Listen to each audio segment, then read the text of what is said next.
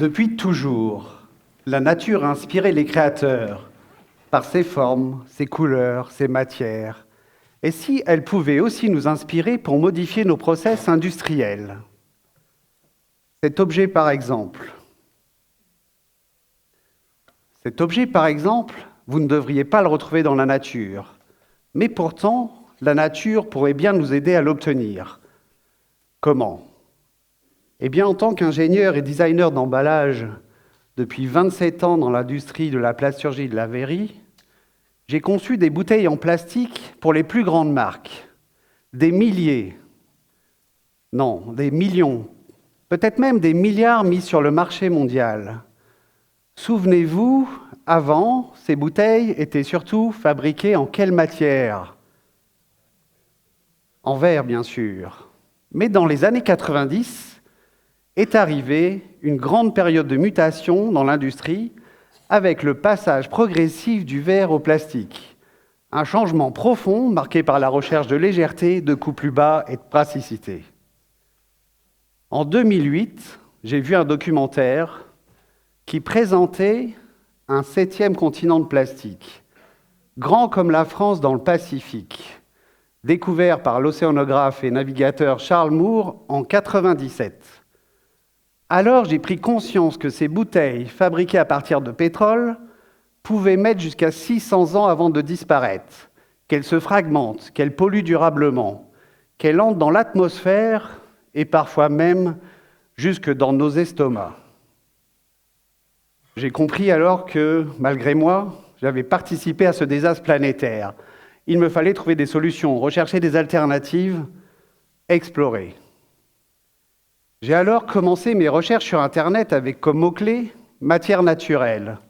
Évidemment, je tombe sur le caoutchouc, le lin, le coton.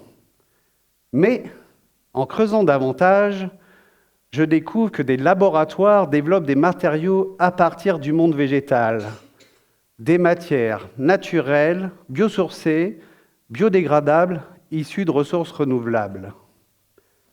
Le chanvre, par exemple, ne sert pas uniquement à faire des textiles. On peut aussi l'utiliser pour faire des isolants, du béton, le lin de la toile, le bambou du mobilier, et bien d'autres choses encore. Mais toutes ces ressources ne sont qu'une base de travail. Très vite, j'ai été heurté à plusieurs problèmes. Fabriquer des bouteilles avec ces matières, cela ne fonctionne pas. Pourquoi ? Elles ne peuvent pas être utilisées directement. Elles doivent être mélangées avec d'autres pour répondre à des critères techniques et de prix de vente. De plus, les machines n'étaient pas adaptées.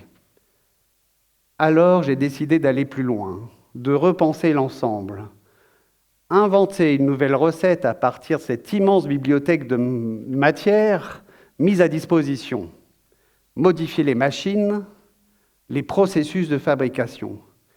Enfin tout, pour me donner les meilleures chances de réussite. En 2015, j'ai commencé ces essais dans un tout petit atelier de 150 mètres carrés. Et pendant 2 ans, seul, j'ai réalisé des mélanges, décidé de mouler des pièces et de les transformer sans utiliser d'additifs, comme cela se fait habituellement.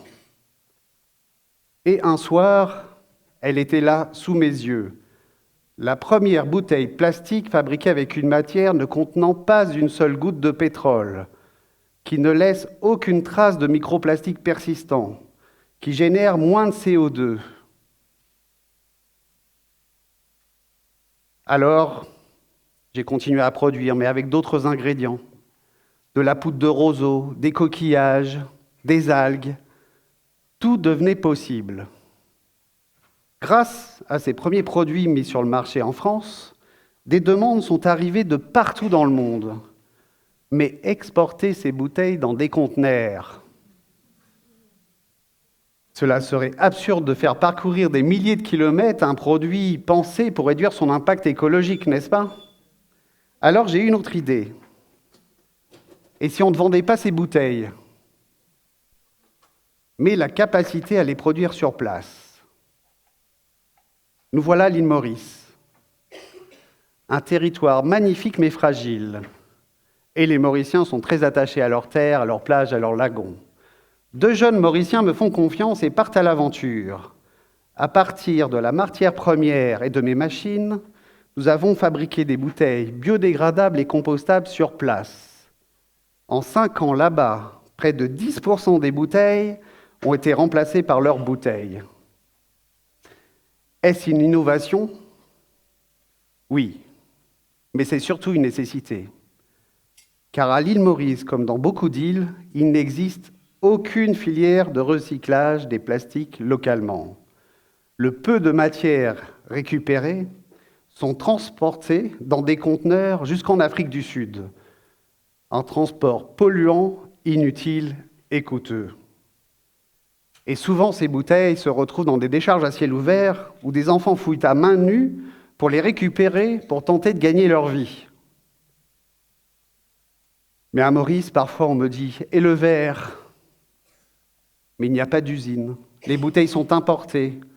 De plus, fabriquer du verre demande une fusion à 1500 degrés et la silice est souvent issue de littoraux que l'on creuse.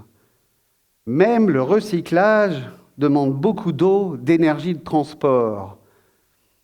Le verre, ici, n'est pas la solution. Ce nouveau concept de production de bouteilles végétales a alors inspiré d'autres territoires.